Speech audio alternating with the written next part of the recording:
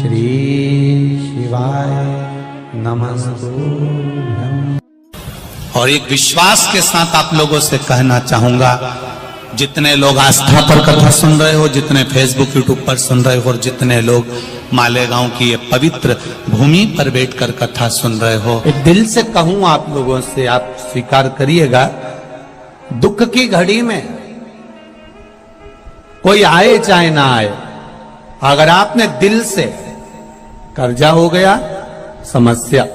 विकट हो गई, तकलीफ बढ़ गई, दुख बढ़ गया, आप शंकर भगवान के मंदिर में जाकर, ये जरूरी नहीं है कि आप सीहोर आए या कहीं जाएं, आप तो आपके घर के पास में जो शिव मंदिर हो, उस मंदिर में एक लोटा जल चढ़ाना चालू कर दो, वो धीरे धीरे दुख काटना प्रारंभ कर दे, काटेगा दुख। बस जल चढ़ाने का एक नियम है शिव जी का। शंकर भगवान को जो जल चढ़ाया जाता है दुख काटने के लिए, तकलीफ काटने के लिए,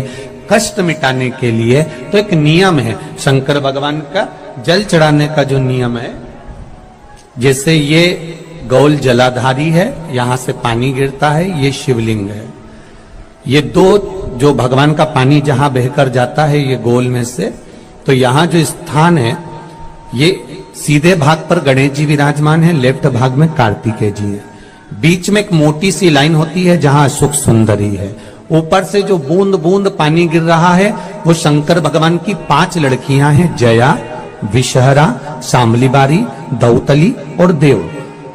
जहां गोल भाग है, जहां शिवलिंग रखा हुआ है, ये माता पार्वती जी का हस्त कमल है, जिसको पीठिका कहते हैं। महाराज, जल चढ़ाने का नियम है, जब हमारे ऊपर दुख होता है, तकलीफ होती है, कष्ट होता है, बड़ी दिक्कत परेशानी होती है, तो हम जल चढ़ाते हैं। तो उस जल को चढ़ाने का नियम है, पहले गणेश जी का स्थान, कार्तिकेय का स्थान, अशोक सुंदरी की जगह, फिर माता पार्वती की पीठिका, उसके बाद जलाधारी को स्मरण कर कर जल धीरे धीरे शंकर भगवान पर छोड़ा जाता है। जब धीरे धीरे शिव जी पर जल चढ़ाएं, उसके बाद में आप अपने मन की कामना जब जल चढ़ाते जाएं और बाबा से कहते जाएं, बाबा, रोज कामना कहने की जरूरत नहीं है, एक बार आप कामना करो और उसके बाद जल चढ़ाना प्रारंभ करो, और उसको कहना जरूर, तेरे दरबार से कोई खाली नहीं गया मेरे शंभू, मैं नहीं जानती, मैं तो इतना जानती हूं कि कंकर शंकर है और तू सुनता जरूर है। ब्रह्मा ब्रह्म लोक में है, भगवान विष्णु वैकुंठ लोक में है, पर मृत्यु लोक में मेरा देवाधिदेव महादेव है, मेरी सुनेगा जरूर। और बाबा से विनय कर कर आप आइए। जल चढ़ाने का नियम, अगर दुख है, तकलीफ है, कष्ट है, तो ऐसे चढ़ा दो, और अगर मन कर रहा है डायरेक्ट शिव जी पे चढ़ाना हो तो तुम्हारी मर्जी है, उसमें कोई मना नहीं। शिव तत्व किसको कहते हैं? शंकर का गुणगान, शिव का स्मरण, भगवान शंकर का मंत्र जाप किसको कहते हैं? ये वही समझ सकता है जिसके भीतर शिव समाया होगा। और एक विश्वास के साथ आप लोगों से कहना चाहूंगा, जितने लोग आस्था पर कथा सुन रहे हो, जितने फेसबुक यूट्यूब पर सुन रहे हो, और जितने लोग मालेगांव की ये पवित्र भूमि पर बैठकर कथा सुन रहे हो, आप दिल से उसकी कथा सुनना। इस वाणी का, इस व्यासपीठ का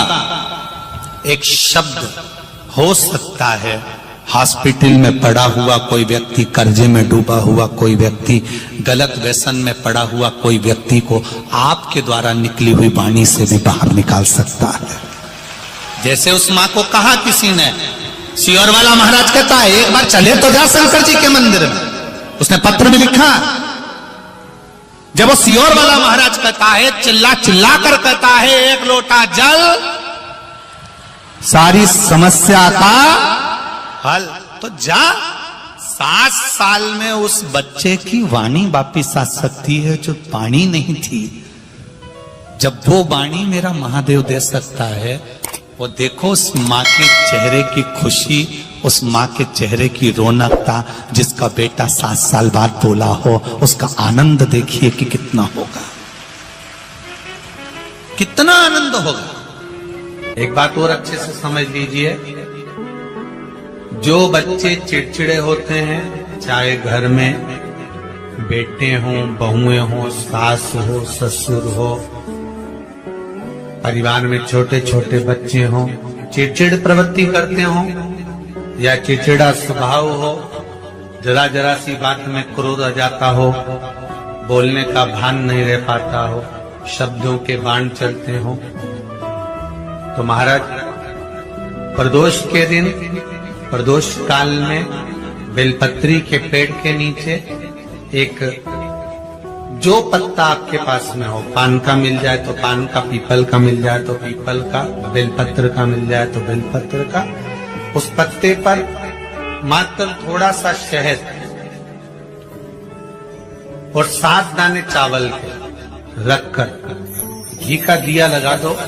महाराज, और थोड़ा सा जल हाथ की अंजलि में लेकर भगवान देवाधिदेव महादेव का स्मरण कर कर कि इस बेलपत्री के वृक्ष के नीचे माता लक्ष्मी, पार्वती, सरस्वती विराजमान है। इसी बेलपत्री के पेड़ के नीचे मेरे देवाधिदेव महादेव का 12 ज्योतिर्लिंग का स्वरूप प्रकट है। उनका स्मरण कर कर जल